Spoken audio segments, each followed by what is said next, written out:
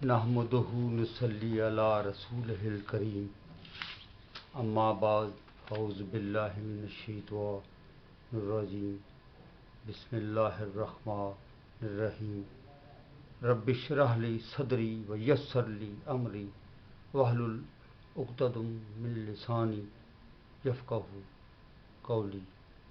السلام علیکم ورحمۃ اللہ وبرکاتہ۔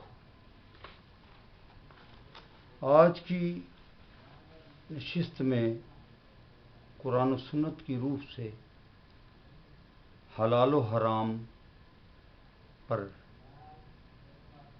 بیان ہوگا۔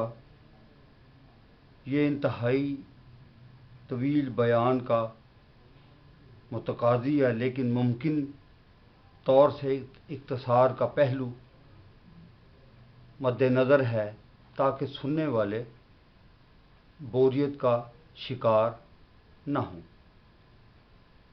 حلال کی تعریف یہ ہے جس کے کرنے اور کھانے کی شریعت نے اجازت دی ہو، یعنی مباح ہو۔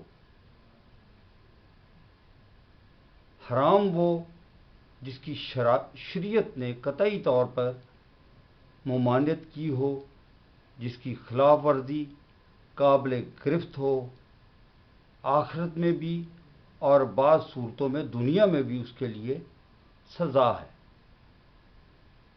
مکروہ وہ جس سے شریعت نے روکا ہو لیکن سختی کے ساتھ اس کی ممانعت نہ کی ہو، البتہ مرتکب اس کی مسلسل خلاف ورزی پر حرام کی سزا کا مستحق ہو جاتا ہے۔ موجودہ دور میں حلال و حرام کی بحث و ارتکاب میں مسلمان دو گروپس میں تقسیم ہو چکے ہیں۔ ایک گروپ مغربی تہذیب کی چمک دمک کی اندھی تقلید میں غرق ہو چکا ہے، دوسرا وہ ہے جو حلال و حرام کے مسائل پر مخصوص رائے پر قائم ہے اور ٹس سے مس ہونے کو تیار نہیں ہے، صرف نصوح اور عبارتوں کے تابع ہونے کو ہی اسلام پر عمل پیرا ہونا سمجھتا ہے، یعنی اپنی رائے سے ایک انچ بھی آگے پیچھے ہونے کو تیار نہیں ہے۔ حلال و حرام کی تعریف کافی پرانی ہے۔ مختلف مذاہب کے پیروکاروں نے اپنے طور پہ بہت سے کام اور اشیاء کا استعمال اپنے پر حرام کر لیا تھا، جیسے ہندو برہمنوں نے، مسیحی راہبوں نے اور یہودیوں نے، اسی طرح ایرانیوں کے مزدق، زرتشت، پارسی وغیرہ نے مکمل طور پر اباحیت اختیار کر لی تھی۔ اسلام میں حلال و حرام قرار دینا کلی طور پر اللہ تعالیٰ کے اختیار میں ہے۔ مخلوق میں کسی کو اختیار حاصل نہیں ہے کہ وہ خالق کائنات کے کسی حکم کی خلاف ورزی کرے اور تجاوز کرنے اور شرعی حقوق اللہ میں زیادتی کا مرتکب ہو۔ تیسری نشست میں اس پر مزید بیان ہوگا۔ قرآن پاک میں اللہ تعالیٰ نے حلال و حرام سے متعلق کیا احکامات فرمائے ہیں وہ ایسے ہیں۔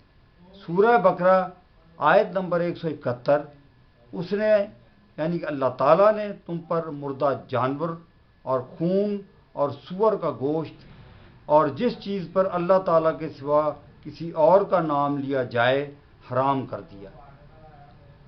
ہاں، جو مجبور ہو جائے بشرطے کہ اللہ کی نافرمانی نہ کرے اور حد ضرورت سے تجاوز نہ کرے، اس پر کچھ گناہ نہیں، بے شک اللہ تعالیٰ بخشنے والا اور رحم کرنے والا ہے۔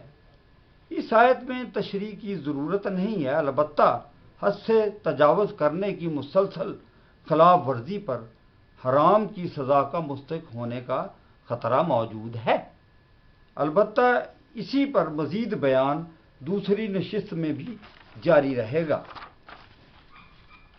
سورہ بقرہ آیت نمبر 168، لوگوں، جو چیزیں زمین میں حلال طیب ہیں وہ کھاؤ، اور شیاطین کے قدموں پر نہ چلو، وہ تمہارا کھلا دشمن ہے۔ اللہ تعالیٰ انسانوں کا خالق ہے اور ان پر اس کے بے شمار احسانات ہیں، اس لیے یہ اسی کا کلی حق ہے کہ وہ جس چیز کو چاہے انسان کے لیے حلال اور جس چیز کو چاہے حرام ٹھہرائے۔ یہ بات کھلے ذہن سے سوچنی چاہیے کہ تمام چیزیں اللہ تعالیٰ کی مخلوق ہیں، لیکن انسانوں کے لیے جو بھی اعمال اور اشیاء باعث مضر ہیں یا ذہنی اور جسمانی طور پر نقصان دہ ہیں انہی کو حرام کیا گیا ہے، اور جو منفعت بخش ہیں یا منافع دینے والی ہیں، فلاح دینے والی ہیں، ان کو حلال کر دیا گیا ہے۔ اسی طرح جس کا نقصان فائدے سے زیادہ تھا اس کو ممنوع، حرام، اور جس کا فائدہ زیادہ اور نقصان کم تھا اس کو استعمال کے قابل حلال قرار دے دیا گیا۔ اس کی سرحد قرآن شریف نے شراب اور جوئے کے معاملے میں کی ہے اور کئی جگہ اعادہ بھی کیا ہے۔ سورہ بقرہ آیت نمبر 219 میں اللہ تعالیٰ فرماتا ہے، وہ تم سے شراب اور جوئے کے متعلق پوچھتے ہیں، کہو ان دونوں چیزوں سے بہت بڑا گناہ ہے اور لوگوں کے لیے فائدے بھی ہیں، لیکن ان کا گناہ ان کے فائدے سے بڑھ کر ہے۔ خنزیر یعنی کہ سور ہی کی مثال لے لیں، اللہ تعالیٰ نے اس کے گوشت کو حرام کر دیا۔ اس وقت مسلمانوں کی سمجھ میں بات نہ آئی، لیکن زمانے کی ترقی نے انکشاف کیا کہ اس میں مہلک جراثیم اور کیڑے ہوتے ہیں جو انسانی جانوں کے لیے انتہائی مضر اور نقصان دہ ہیں۔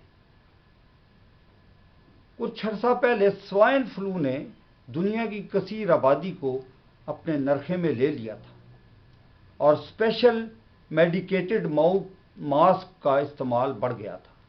یہ بیماری سور میں پھیلنے کے بعد انسانوں میں منتقل ہوئی تھی۔ اسی طرح شراب، الکوہل کا استعمال معدے، انتڑیوں اور جگر کے کینسر کا موجب ہوتا ہے۔ میڈیکل سائنس نے بھی اسے انتہائی مضر صحت قرار دیا ہے، لیکن غیر مسلم قومیں اس کے استعمال کی اتنی عادی ہو گئی ہیں کہ منہ کو لگائے چھٹتی نہیں۔ نشے میں دھت انسان جانوروں سے بھی بدتر ہو جاتا ہے، حادثات جنم لیتے ہیں، بے حرمتی کی تمام سرحدیں پھلانگ دی جاتی ہیں اور بعض نشئی نالیوں اور گٹروں میں گرے کتے کی طرح موت کا شکار ہو جاتے ہیں۔ کئی مسلمان بھی چوری چھپے اس لعنت میں پڑ جاتے ہیں اور جنسی بے راہ روی کا شکار ہو جاتے ہیں، اور بعض عادی شرابی معدے کے کینسر اور لسے کی حالت میں، لاچاری کی حالت میں موت کا شکار ہو جاتے ہیں۔ اسی طرح سگریٹ نوش پھیپھڑوں کے موذی مرض کینسر کا شکار ہو جاتے ہیں، اور ہیروئن کا نشہ کرنے والے موت کے منہ میں چلے جاتے ہیں اور لاوارث لاشوں کے طور پر دفن کر دیے جاتے ہیں۔ حیرت کی بات یہ ہے کہ سگریٹ کی ہر ڈبیا پہ یا پیکٹ پر تحریر ہوتا ہے کہ یہ مضر صحت ہے، لیکن سگریٹ بنانے والی کمپنیاں کرپشن کر کے اور حکومتوں کو رشوت دے کر دھڑا دھڑ سگریٹ مینوفیکچر کر رہی ہیں، اور اتنا ہی سرمایہ اس کی روک تھام کے لیے اشتہارات پر خرچ ہوتا ہے۔ یہ ہے ماڈرن زمانے کے لچھن، یعنی کہ عقل پر پردہ پڑا ہوا ہے۔ تو آج کی اس پہلی نشست میں بڑا مختصراً بیان کیا گیا ہے، اور اس کا بقیہ انشاءاللہ تعالی بیان جو ہے وہ دوسری نشست میں ہوگا۔ وما علینا الا البلاغ المبین۔